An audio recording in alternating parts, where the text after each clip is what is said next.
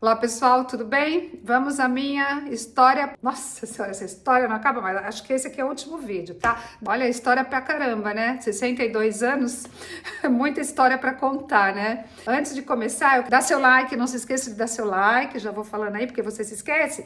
E depois eu sou prejudicada, porque depois eu fico com 200, não chega a 300 likes e o YouTube não manda meu vídeo para um monte de gente que poderia estar vendo meu vídeo e ainda se beneficiando com essas informações de motivação, de inspiração, tá bom? Para quem não me conhece, eu sou a Nilda Lourenço, 62 anos e tô contando a minha história, posso dizer que é a minha biografia, né? E tá muito interessante. No vídeo da parte 3, eu contei como que foi minha experiência quando eu morei em Paris, toda profissionalmente falando, das oportunidades que eu tive, né? Oportunidade profissional, oportunidade de conhecer pessoas interessantes, o quanto eu cresci como pessoa, como profissional, enquanto eu morei na França. Meu contrato acabou e eu voltei para o Brasil em 99, tá? Meu pai morando lá no apartamento, meu pai, quando teve aquele derrame, ele ficou com algumas sequelas, então meu pai mancava para andar, e ele já não brigava mais com a minha mãe, porque, coitado, também não aguentava nem com ele mais, né? Mas a minha mãe cuidou dele até meu pai morreu em 2002, tá? Morreu do coração, e minha mãe cuidou dele até ele morrer. Enfim, ele morou lá com a minha família até ele morrer. E só para um parênteses aqui, né? Apesar de tudo que meu pai fez para minha mãe quando eu era criança ou até meus 13 anos, eu sempre amei meu pai. Eu ficava com medo, eu ficava nervosa, eu ficava com raiva quando eu via ele batendo na minha mãe. Mas eu sempre tive amor pelo meu pai. E pela minha mãe também. Meu pai não batia em nós, não relava a mão nos filhos. Minha mãe, em compensação, ela me acordava com vara de amora. Tinha um pé de amora ali no quintal. Ela ia lá, pegava o pé de amora. Gente, minha mãe já me deixou com vergão nas pernas. A minha mãe pegava o chinelo, minha mãe não tinha paciência, era tanto filho, né, que ela não tinha paciência. Apanhava pra caramba, mas da minha mãe, tá? Mas ao mesmo tempo, o sofrimento, eu via minha mãe sofrendo tanto na mão do meu pai, que eu tinha dó da minha mãe. Eu nunca tive raiva da minha mãe, ao contrário. Eu sempre quis ajudar muito a minha mãe, porque eu morria de dó dela, apesar de eu apanhar também, né, dela me dar umas porradas, né, de vez em quando. Ela não tinha dó, não, ela batia, até com o cabo de vassoura ela batia na gente. De mim, nas minhas irmãs, fazia todo mundo pro lado da cama apanhando. É até engraçado falar assim, né? Mas eu sempre fui muito generosa com a minha mãe, sempre quis ajudar a minha mãe, porque o sofrimento dela, a dó que eu tinha da minha mãe era muito maior do que qualquer coisa, qualquer outro sentimento. Era sentimento de dó que eu tinha da minha mãe, de tanto que ela sofria, de tanto levar peso, de tanto ter filho, de apanhar do meu pai. E do meu pai eu nunca tive raiva, meu pai nunca encostou em nós, sempre tratou bem a gente, né, do jeito dele, mas sempre tratou bem a gente, né. E ele ficou lá até morrer. E eu morava no meu apartamento sozinha, né, quando eu voltei pro Brasil. E achei tudo horrível quando eu voltei pro Brasil, porque eu morava em Paris e eu cresci muito, né, conforme eu falei aqui, tive muitas oportunidades. Quando eu cheguei no meu apartamento, né, que eu olhava da janela, que eu não via a cidade de Paris, era tudo muito estranho, tá? Eu achava tudo feio. Eu voltei para Alcatel, né? Lá para a área de compras da Alcatel. E era muito estranho porque parece que todo mundo estava parado no tempo, enquanto eu fiquei 2 anos e cresci muito em 2 anos, em todos os sentidos. Eu tinha aquela sensação de que todo mundo estava parado no tempo. Os compradores estavam no mesmo lugar, comprando as mesmas coisas, os funcionários todos no mesmo lugar. Então parece que só eu cresci. Era tudo muito estranho. E para me adaptar, estava muito difícil. Eu queria comer tudo que eu comia em Paris, tudo que eu estava acostumada já a comer em Paris, eu quis comer voltando para São Paulo. Eu queria continuar indo aos teatros, a ver ópera, porque em Paris eu fiz tudo isso. Eu aprendi a amar a música clássica, a amar a arte, a amar a natureza. Eu aprendi muita coisa e eu quis continuar com tudo aquilo em São Paulo. Eu comecei a visitar os museus de São Paulo. Eu ia muito pro teatro em São Paulo. Eu ia pra ópera, adoro ópera. O meu gosto é totalmente diferente das minhas irmãs, das minhas amigas. Enquanto minhas amigas, muitas gostam de um sambinha, eu adoro uma ópera, eu adoro uma música clássica. Eu peguei gosto por tudo isso, eu peguei amor pela arte. E voltando para São Paulo, eu visitei muitos museus em São Paulo para eu não sofrer aquela sensação de parar de crescer. Conhecia mais museu em Paris do que os franceses lá da Alcatel. Quando eu falava de algum lugar que eu fui visitar, quase ninguém conhecia. Então eu conhecia os parques, eu não perdia mais um minuto. Depois de 5 meses da minha adaptação lá, que aqueles 5 primeiros meses foram difíceis, né? Eu não perdia mais um minuto. Aí eu aproveitava e visitava e não ficava mais em casa. E quando eu voltei para São Paulo, eu quis fazer em São Paulo a mesma coisa. Quando eu ia para o cinema, estava sempre bem informada, tá? Com relação a teatro, cinema, a museus. Tudo que eu fazia em Paris, eu queria fazer em São Paulo. E na Alcatel, aquela sensação de estar todo mundo parado, né? E eu comecei também a fazer, que eu sentia a necessidade de fazer uma pós-graduação. Por quê? Porque quando eu fui morar na França, eu só tinha a faculdade de letras, eu não tinha feito nenhuma pós-graduação, nada. Daí eu senti a necessidade de estudar, porque eu nunca fui de ficar parada, eu sempre quis produzir e além de produzir, aprender, sempre tive essa sede de aprender, de estudar. E aí eu me matriculei e fui fazer administração de empresas. Eu fiz pós-graduação em administração de empresas. Ah, esqueci de falar. Quando eu fui para o Brasil, olha só, gente, se não é tudo na hora certa, com a pessoa certa, ou é Deus que foi me encaminhando, me colocando sempre me direcionando, né, abençoando o meu caminho. Quando eu fui voltar para o Brasil em 99, ia vir um francês para ser o diretor de suprimentos na Alcatel São Paulo. Eles seriam expatriados, assim como eu fui para a França expatriada, esse diretor seria expatriado. E ele já tinha ido para a China, Alcatel China, já tinha morado em vários países e faltava o Brasil. E ele foi para o Brasil justamente quando eu estava voltando, em 99, olha só. E ele, claro, ele respondia por presidente lá, o corporativo de Paris, né, da Alcatel Paris, né. Então, ele foi bem na época que eu estava voltando para o Brasil. O diretor de lá da Alcatel Brasil foi remanejado, teve uma mudança e esse francês iria ser o novo diretor da Alcatel, de suprimentos da Alcatel Brasil, tá? Ele foi na mesma época que eu, ele já me conhecia de lá de compras corporativas e foi ele e a esposa para o Brasil, bem nessa época. E eu era a única que falava a língua dele, olha só. Eu era a única que falava francês e como falava bem, né? E ele não falava português, então para ele eu fui assim, a mão na roda, sabe? Prato cheio. Eu servi de intérprete, eu era tudo para ele. Eu era intérprete para ele e para a mulher dele também, tá? Porque a mulher dele também começou a fazer um projeto lá dentro da Alcatel e ela acabou se aproximando muito de mim, né? Porque eu falava a língua dela, então para ela era muito conveniente, e eu acabei ficando muito amiga desse casal, desse meu diretor e da esposa dele, lá em São Paulo, e eles moravam até, não era longe da minha casa, moravam uns 5 quilômetros, então eles faziam jantares com franceses e me convidavam, eu ia jantar lá. Eu lembro que uma vez eu fiquei doente, né, na minha casa. Nem lembro o que eu tinha, mas eu fiquei afastada uns 4 dias da Alcatel e ela foi me visitar na minha casa, levou bolo para mim, fez bolo da tarde, então olha só.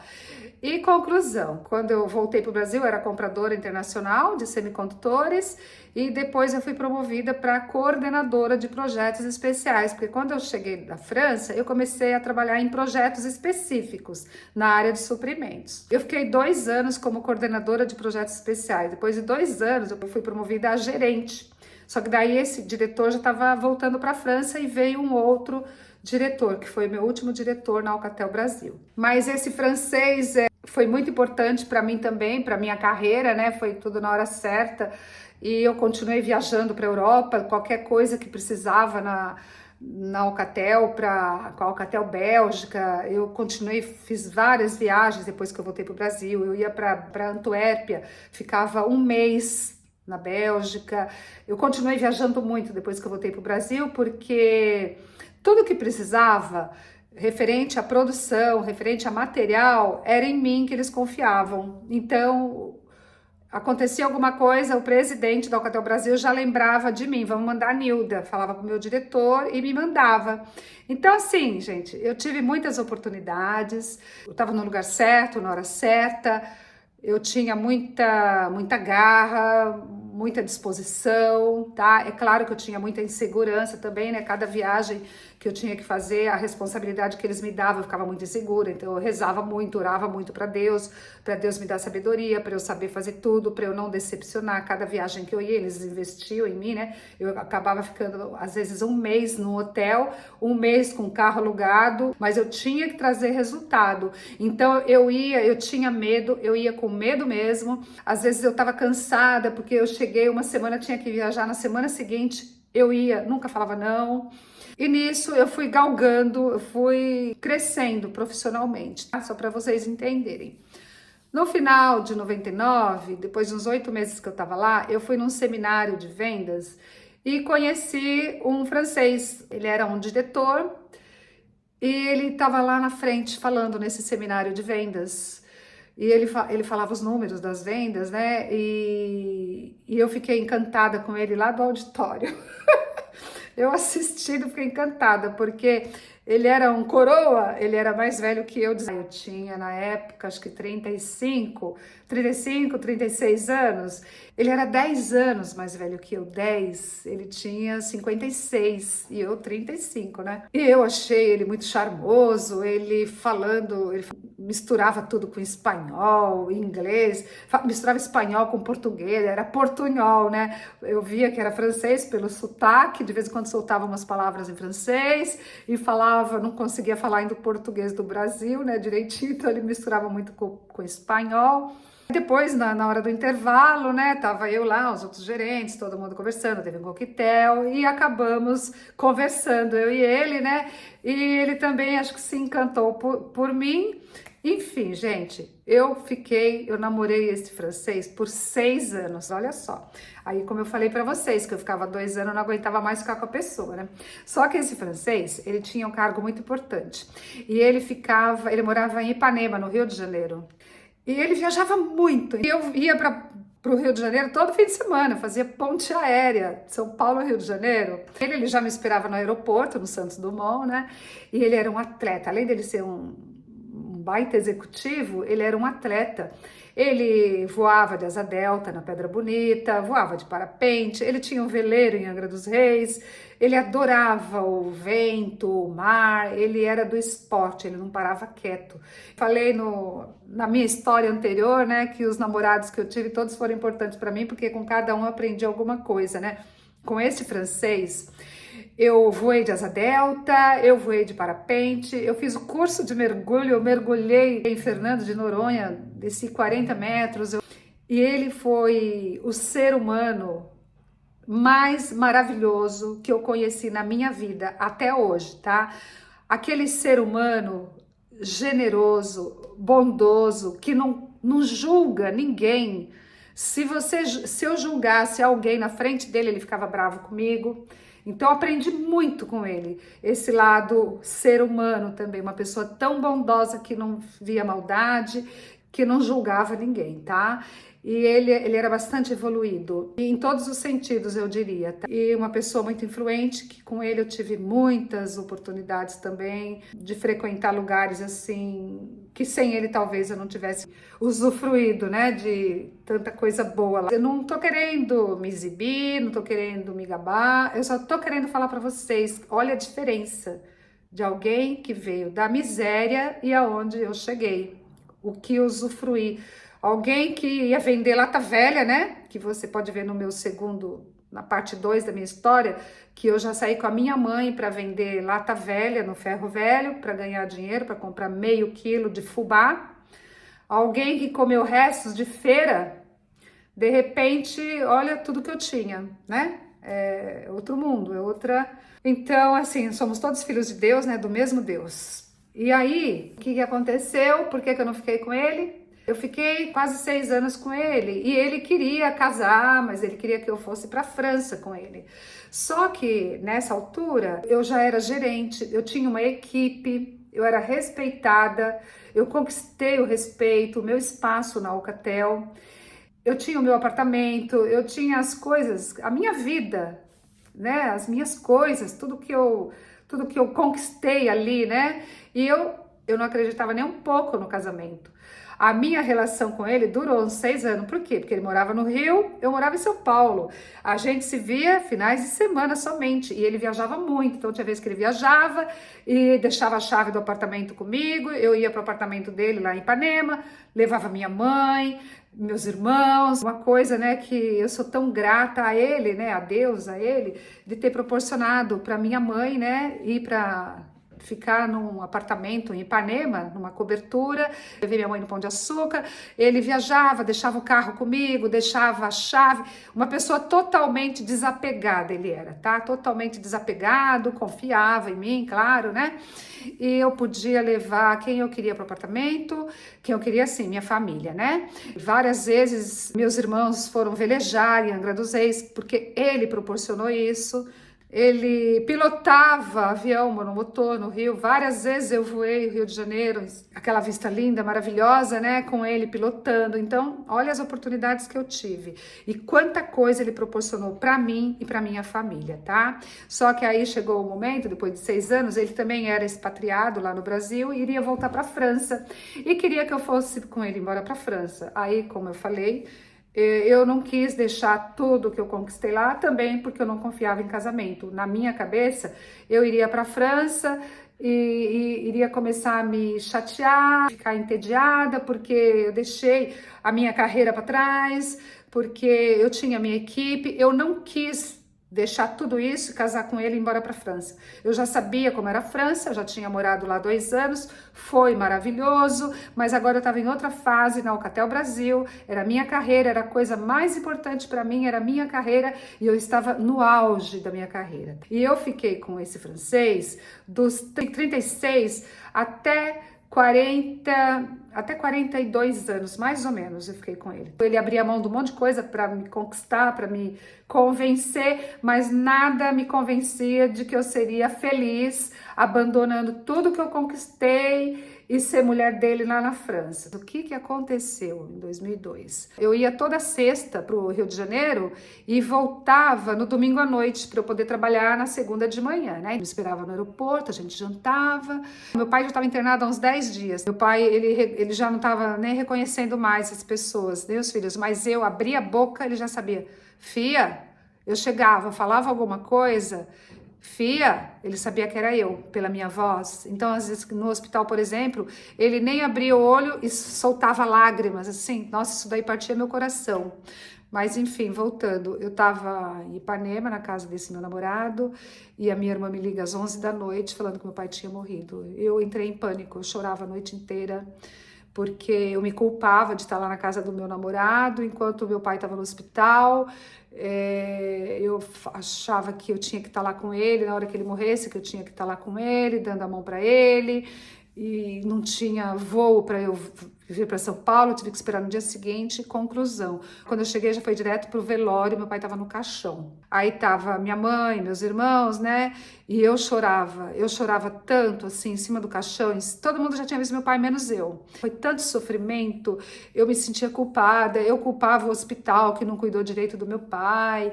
E aí eu lembro um momento que minha mãe falou assim para mim: Nilda, foi melhor assim, porque se ele não morresse, meu pai ia ficar na cama, ia ter que depender, ia ficar dependente de alguém cuidar dele, né? Então minha mãe falou: Deus sabe o que faz, era a hora dele, ele estava sofrendo muito, se ele continuasse vivo ia ser muito sofrimento para ele e para todo mundo. A hora que minha mãe falou isso, parece que a minha lágrima cessou.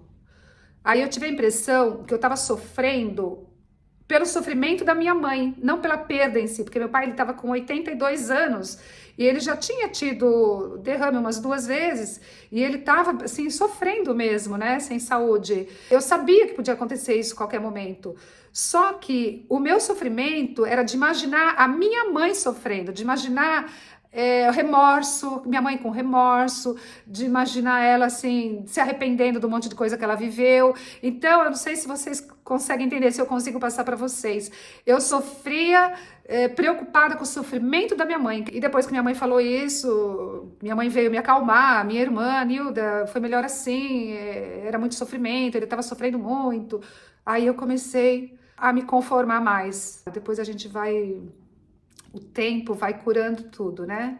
Voltando lá, falando do meu namorado francês, ele voltou para a França, soube que ele tá casado com uma brasileira, porque eu nunca mais conversei com ele também. Eu tinha uns 42 anos, eu morava sozinha, eu tinha um bom salário, eu viajava direto, sozinha. Eu não queria nem saber de casar, gente. Depois eu descobri o que é ser solteira, né? Não tinha mais namorado, e aí eu fiquei um tempo sozinha. Aí foi tão maravilhoso, porque eu aproveitei, né, a minha liberdade, então eu viajava muito, eu viajava pelo Brasil, para o Nordeste, com uma amiga minha, né, a gente sempre viajava para o Nordeste, eu fazia muitas viagens internacionais, sozinha, internacional geralmente eu ia sozinha. Para não dizer que eu nunca fui sozinha, fui uma vez, com a minha amiga foi comigo para o Canadá, nós ficamos 25 dias no Canadá. E fizemos de Toronto, que é lá de baixo, né? Fomos até Quebec de carro. Ficamos em todas essas cidadezinhas até chegar em Quebec. Eu tava no auge, tá? Tinha dinheiro sozinha, comprava tudo que eu queria. Olha quantos namorados eu tive e nunca casava com ninguém, porque eu sabia que depois de 2 anos eu não ia querer nem ver a cara do cara. Eu achava que homem não prestava, que casamento era tudo uma merda. Porque eu via, né, o que minha mãe sofreu, só que até então eu não sabia que isso daí era crença limitante. A minha autoestima estava lá em cima. Eu levava a minha mãe todo domingo, eu levava minha mãe para almoçar num restaurante gostoso, eu levava minha mãe, meus irmãos, colocava aquela mesona e pagava para todo mundo. Adorava fazer isso, tá? E às vezes quando eu não ia almoçar fora com a minha mãe, eu ia para casa da minha mãe estava mais nova, tinha saúde, né? A minha mãe fazia aquela comidinha, arroz e feijão, e eu sentava no colo dela, assim, na sala. Ai, que saudade, gente. Uma fase da vida, a minha mãe aproveitou bem comigo. E depois, minha mãe também teve um AVC, e daí ela não usufruía mais. E quando eu tinha dinheiro para dar para minha mãe, para dar o melhor para minha mãe, a minha mãe já não tinha mais aquela energia para usufruir. Quantas vezes eu quis levar minha mãe para viajar, eu quis proporcionar coisas boas para minha mãe, ela não quis, porque ela já não tinha mais energia, já estava cansada, já estava mais velha, né? Aí teve uma fase que foi muito boa, que eu ia todo fim de semana lá visitar minha mãe, que eu comia o arroz e feijão que ela fazia, eu adorava. Tão feliz quando eu estava comendo a comidinha da minha mãe, aquela comidinha simples, eu adorava. Porque eu tava sempre viajando. Tá? Final de semana, eu adorava mesmo era descansar, deitar no colo da minha mãe, comer aquela comidinha. E nessa fase que eu fiquei solteira, que eu fiquei sozinha, né? Tava com a autoestima lá em cima. Conhecia muita gente, mas eu não queria saber de casar, não queria saber de homem. Eu tava muito bem sozinha, muito bem resolvida, independente. E na Alcatel eu tava super bem também, super respeitada, né? E quando eu conheci meu marido? Eu conheci meu marido na Alcatel. Eu tava com 45 anos. O meu marido tinha 25. Olha que absurdo. Não, ele tinha 24. Eu acho que os homens tinham um pouco de medo de mim, porque bastava eu dar um sinal que eu não tava afim, eles sumiam. E o meu marido, ele teve atitude. Ele era jovem e atrevido, ousado. Ele ficava rodeando a minha área, sabe? Ele trabalhava, eu era gerente da logística e ele trabalhava lá no armazém, tá? Estava sempre na minha área, conversando com o meu pessoal, rodeando, querendo se fazer presente, até que foi se aproximando de mim, né? E quando eu percebi, eu falava para ele que eu tinha idade para ser mãe dele, que não tinha nada a ver, que não combinava comigo, para mim ele era uma criança, né? E ele insistia, não, ele me achava linda, e eu era mesmo, tá? Com 45 anos eu era muito bem cuidada, me cuidava muito mesmo. Ele não desistiu enquanto não conseguiu. Tinha muita vergonha, né, por ele ser muito novo. Até que de tanto que ele insistiu, eu pensei, vou dar uma chance para esse garoto. Vamos ver. Eu era muito preconceituosa, eu tinha muita vergonha. A gente ia pro teatro, lá em São Paulo, e ele me dava a mão, e eu ia assim, me escondendo atrás dele. Eu achava o máximo, ele dava a mão assim, né? Porque fazia tanto tempo que eu não tinha namorado, assim, namoradinho de verdade, né? Que queria casar igual ele. Ele me dava a mão e eu lá atrás me escondendo. Eu morria de vergonha por causa da idade, apesar de eu ser bonitona, e ele tinha cara de bebê, né? Então eu ficava me escondendo, mas dentro de mim não ia casar com ele, eu não queria casar com ele também. Ele queria casar e eu não queria casar de jeito nenhum. Com medo do meu diretor descobrir. Medo não, vergonha mesmo, né? Do meu diretor descobrir, porque eu era uma executiva e estava me envolvendo com um garoto da expedição, né? Aí o que eu fiz? Olha a estratégia minha para eu não passar vergonha. Primeira pessoa que eu fui falar foi com o meu diretor. Falei para ele que eu estava envolvida com um rapaz da expedição, falei quem era, tudo. Fui lá comunicar a ele, né? Mas assim, morrendo de vergonha, né? E ele contou umas histórias lá para mim também, que a filha dele estava se envolvendo com um garoto muito mais novo, enfim, me deu um alívio a hora que eu ouvi isso, né? Eu falei, ai, que bom, né? Mas a minha estratégia foi contar para ele, porque daí ele já contaria para o presidente, para toda a diretoria, para todo mundo, os diretores, o presidente sabendo, né? Eu tendo a aprovação do meu diretor. Minha outra estratégia, para que todo mundo ficasse sabendo e não tivesse um tom de fofoca, eu contei para um gerente, o gerente mais fofoqueiro da empresa. Eventualmente eu almoçava com esse gerente. E eu sei que ele era fofoqueiro porque ele contava tudo de todo mundo para mim, né? Então eu pensei, se ele conta de todo mundo para mim, ele vai contar de mim para todo mundo. Então a minha estratégia foi essa, foi contar para esse gerente, ele contaria para todo mundo e contaria que fui eu que contei, daí não teria fofoca. E foi isso, gente. Eu não queria saber de casar. E ele queria casar. E eu até entendi o lado dele, porque ele era jovem, nunca tinha casado. E para mim, casamento era uma merda, não ia dar certo, nem com ele, nem com ninguém casamento. Eu falava assim, daqui a pouco eu tô com 60, você tá com 40 anos, já imaginou como é que vai ser? Eu lembro exatamente o dia que eu falei para ele, logo, eu tô com 60, você tá com 40, já parou para imaginar? Aí ele falou assim, você vai deixar de viver um grande amor pensando no futuro? Pensando daqui mais de 10 anos? Aí eu falava, você tem razão, ele me vencia pelos argumentos. Aquela independência toda, né? Aquelas crenças limitantes que nada me fazia acreditar que era possível ser feliz no casamento. Eu casei pensando, se não der certo eu me separo. Já me separei uma vez, eu me separo de novo, como se fosse a coisa mais simples se separar, né? Foi isso. Olha, a minha cabeça... E para mim, eu achava que eu era autossuficiente. Casei. E nisso, meu casamento no começo era horrível. Porque eu sofria, fazia meu marido sofrer. Eu me sentia invadida, porque eu já morava sozinha no meu apartamento, né? Brigava muito com meu marido. E no fim, ele tá comigo até hoje, porque merece estar comigo, né? Como é que eu tô casada com ele até hoje? Porque eu pensava assim... Daqui a pouco eu vou me divorciar de novo, vou ser divorciada pela segunda vez, eu pensava, né? Mas ao mesmo tempo eu me questionava, mas por que eu não consigo ser feliz com ninguém num relacionamento? Por que eu não consigo amar de verdade? Por que eu não consigo acreditar que é possível ser feliz num casamento? Por que eu vou bem no trabalho, eu vou bem em tudo e nas relações não vou bem? Por quê? Por que eu acho que eu nunca vou ser feliz vivendo com alguém? Porque na minha cabeça eu queria ser sozinha mesmo, eu me via sozinha para o futuro. Eu me via com 60 anos sozinha, me via assim, indo pro teatro, tomando vinho com as amigas, viajando, mas sem marido. Era assim que eu me enxergava pro meu futuro, tá?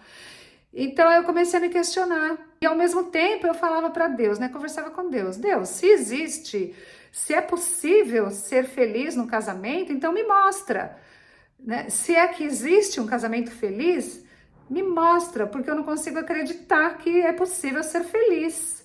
E eu assim, já na minha cabeça logo eu estaria divorciada. Aí, com esses questionamentos todos, eu comecei a ler. Tá? Eu comecei a ler livros de autoajuda, eu comecei a buscar livros para entender como funciona a cabeça dos homens, porque na minha cabeça os homens não prestavam mesmo. Os homens só existiam para judiar das mulheres, para se aproveitar das mulheres, para fazer mulher sofrer. Na minha cabeça era isso, para isso que o homem prestava, tá? Comecei a ler buscar livros com esses temas, né? Como acender a chama num casamento, como funciona a cabeça dos homens, a diferença da cabeça do homem e da mulher, como que o homem pensa num casamento, e comecei a descobrir, né? Que o homem, ele é tão sensível quanto a mulher, que ele ama tanto quanto a mulher, que o homem, ele quer ser admirado, o homem quer ser o super-herói da mulher dele. E a maioria das mulheres não fazem os homens se sentirem assim, né? A maioria critica. Então, assim, os homens são tão frágeis quanto nós mulheres. E eu fui descobrindo que eu fazia tudo errado, que eu não sabia ser esposa, que eu não sabia ser casada, porque eu era casada, mas eu excluía meu marido de um monte de coisa. Em algumas coisas eu queria fazer minhas coisas sozinha, sem participar ele. Eu não me conformava que ia ter alguém ali do meu lado o tempo todo, eu não suportava isso. Eu adorava minha liberdade, eu não suportava e eu queria que meu marido entendesse isso e aceitasse. Mas como que ele ia aceitar isso? Aí, aí eu comecei a entender que o homem é frágil também, que o homem ele quer ser admirado pela esposa dele, ele quer ser o super-homem, que você tem que pedir ajuda para o seu marido. Fui aprendendo essas coisas. Eu me perguntava, meu Deus, mas como que eu vou fazer isso? Eu não sei fazer nada disso, nem combina comigo, porque eu era tão assim, sabe, autoritária. Como é que eu vou fazer essa voz de dondoca, essa voz de submissa? Eu nem sabia me comportar assim. De vez em quando eu fazia um teste para ver se funcionava, né? E funcionava, viu? Eu nunca pedia para meu marido fazer nada, eu não mostrava para ele que ele era importante para mim, eu não demonstrava que eu precisava dele. Então, eu vi que eu estava brincando com o sentimento de uma outra pessoa. Eu fui buscar ajuda nos livros. Eu nunca fui para uma sessão de terapia, tá?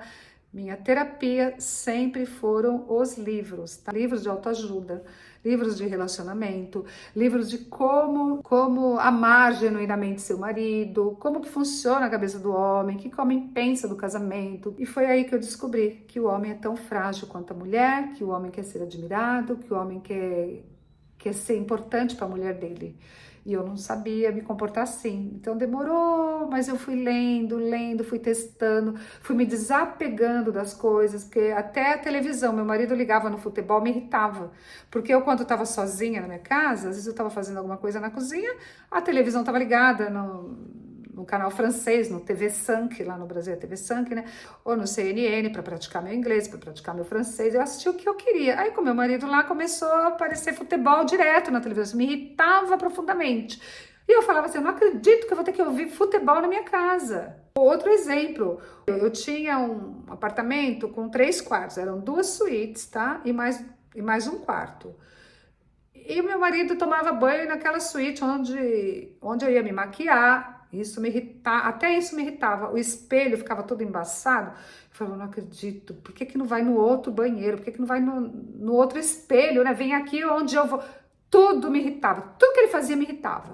Eu falei, não é normal, eu não sou normal, né? Eu vou ter que ceder e eu não posso brincar com o sentimento de uma outra pessoa. Foi aí que eu mudei, foi aí que eu fui lendo, entendendo, eu fui me desapegando de tudo, gente, de tudo. Fui me desapegando da minha casa, das minhas coisas, porque senão eu teria ficado louca e estaria divorciada de novo, tá? Aí meu marido queria ter filho, eu falei, você tá louco? Com essa idade eu vou ter filho? Ah, mas você se cuida, você tem saúde, a medicina tá aí para isso. Eu nem pensava em ser mãe também, porque eu já não tinha mais nem idade, né? E tinha aquela crença limitante, né? Que eu falava para minha mãe que mais um filho, mais um para passar fome. Cada vez que minha mãe aparecia de barriga, né? Então, na minha cabeça, eu não teria filhos, na verdade. Aí meu marido colocou essa sementinha na minha cabeça e eu comecei a pensar, me imaginar como mãe, aí começou a dar aquela vontade.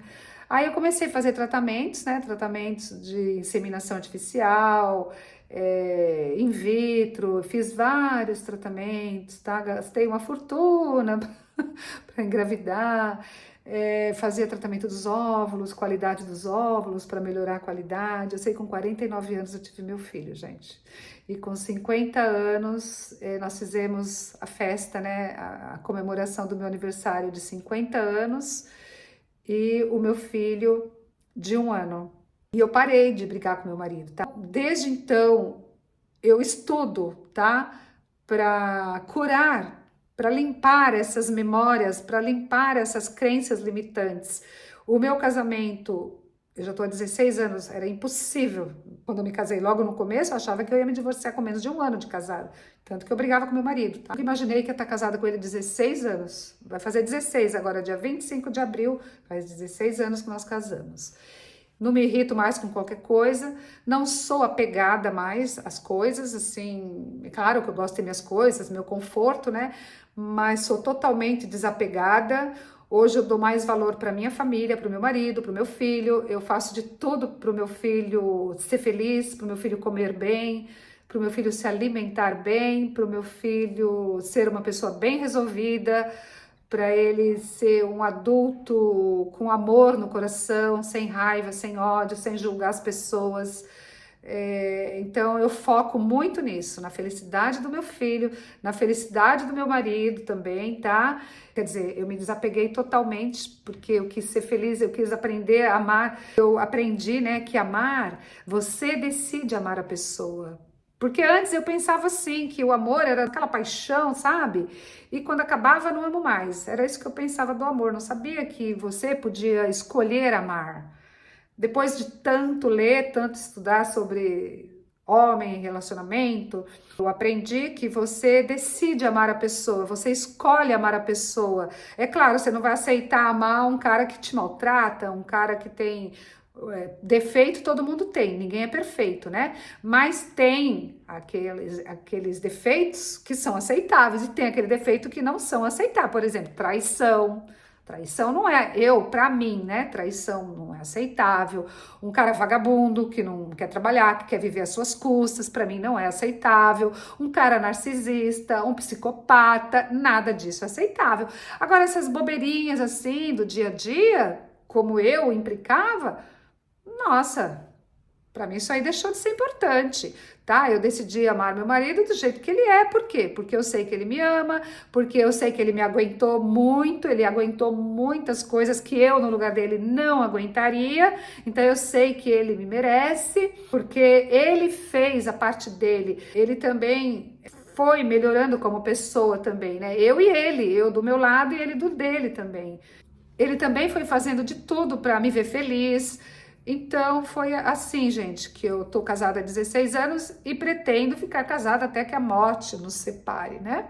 Mas é para mostrar para vocês que eu tinha muita crença limitante e que eu só me curei quando eu me dei conta por que que eu não era feliz num relacionamento, por que que eu não acreditava. Existe casais felizes, por que que eu não posso ser feliz? O que que tem de errado comigo? E aí eu fui atrás. E fui me curando, né? Fui limpando essas crenças. Ainda limpo, tá? Antes, ele falava uma coisa, eu não esperava ele falar, já tava gritando, falando, que nem uma doida. Nunca mais fiz isso. Eu aprendi aquilo, sabe? Eu quero é ser feliz, eu não quero ter razão. Ter razão pra quê? Porque quem tá certo, quem tá errado? Ninguém tá certo, ninguém tá errado. Todo mundo tá certo, todo mundo tá errado. Cada um tem o seu ponto de vista e você tem que respeitar o ponto de vista do outro, porque são cérebros diferentes, né? Então a gente não tem que querer que a pessoa pense como a gente, que a pessoa seja como a gente. Então você tem que respeitar a pessoa e o ponto de vista dela. Você pode até não concordar, mas você tem que respeitar, né? E foi isso que eu aprendi, tá? Aprendi a respeitar meu marido, a respeitar o ponto de vista dele, que eu não respeitava. Eu achava que eu que era a sabidona, eu que sabia tudo. Como eu sou mais velha, mais experiente, né? Achava que eu tava sempre certa. Total, mudei total, não sou mais essa Nilda, assim, e aprendi a amar meu marido do jeito que ele é um bom marido, ele me respeita, ele é trabalhador, ele me ama, ama meu filho, ama a família, meu marido, assim, ele prefere estar sempre comigo, com meu filho, fazer tudo junto. Ainda hoje eu leio muito O Poder da Mente, Lei da Atração, Eu adoro ler sobre o poder da mente, sobre livros de autoconhecimento, autodesenvolvimento, e esses livros me ajudam muito, tá? Eu sou uma pessoa bem mais tranquila, mais de um ano que eu incluí a meditação na minha vida e que me ajuda muito. Eu sou muito mais calma hoje, muito tranquila, não brigo com meu filho, não brigo com meu marido. Claro que de vez em quando eu fico nervosa, mas passa, eu não deixo a raiva me consumir, não brigo por qualquer coisa. E eu sempre fui assim também, qualquer coisa que não tá bem na minha vida, eu vou ler, vou descobrir por que não tô bem ali, naquela área da minha vida, tá? Então você tem a área financeira, a área da saúde, a área do relacionamento, né? Tem vários pilares, né? Você tem que ver onde não tá bem e ver por quê. Geralmente é crença limitante, até saúde, tá? Até problema de saúde, geralmente é problema de crença limitante, tá? Se eu tiver com uma dor em qualquer lugar, eu vou descobrir por que eu tô com aquela dor. Que pensamento que eu tô tendo. Então é o controle da mente, né? É o poder da mente. Eu melhorei muito a minha vida lendo esses livros, tá? Esses livros são a minha terapia. Bom, gente, é isso, tá? Essa é a história da minha vida continua, claro, né? E vamos continuar com os meus vídeos, espero que vocês continuem aqui comigo, tá? Eu vou ver o que eu vou falar agora, né? Esses vídeos acabaram sendo um pouco assim, inspiração, motivacional, né? Eu vou ver assim, agora eu tô meio confusa, se eu continuo nessa linha, ou se eu vou falar de Portugal, ou se eu vou mesclar os dois, o que vocês acham? Coloca aí pra mim, gente. Eu sinceramente eu tô numa dúvida, porque eu sei que tem muita gente que me segue aqui, porque eu falo de Portugal, né? Para quem quer imigrar, então muitos seguidores. Mas tem muitos também que vêm aqui por outros motivos, né? Vídeo motivacional. Então escreve pra mim aí. O que você gostaria que eu focasse mais? O que vocês acham que seria legal? Mistura os dois, do jeito que eu tô fazendo. É que essa história minha foi longa, né? Contar 60 anos. Mas dá a opinião de vocês. A opinião de vocês é muito importante pra mim, tá? Primeiro, ó, dá seu like. Não se esqueça de dar seu like pra ver se o YouTube dispara meus vídeos pra mais gente. Faça seu comentário. Se você gostou da minha história, vocês viram que foi um final feliz, né? Que todo mundo pode ser feliz. Que não importa de onde você veio, não importa a sua origem. Não importa o que aconteceu com você, o que importa é o que você vai fazer com tudo isso que aconteceu, né? Eu quero falar para vocês que foi muito bom eu falar minha história para vocês, porque é como se eu tivesse assim me libertado, sabe? Eu nunca falei para ninguém, nunca tinha contado, mas assim meu coração pedia para eu falar, eu sentia que eu devia vir aqui contar a minha história para vocês, tá? Então eu tô assim me sentindo aliviada, como se eu tivesse limpado tudo. Com certeza eu não limpei, tem muita coisa para limpar, né?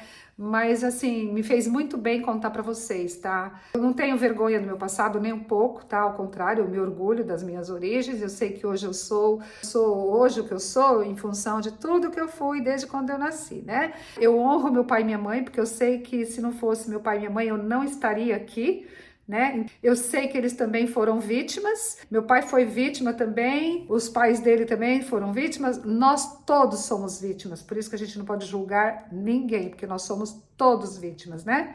A minha mãe foi vítima, eu amo minha mãe, amo meu pai onde quer que ele esteja e tô em paz com meu passado, com tudo, tá bom? Então faça seu comentário, muito obrigada, até o próximo vídeo, beijo.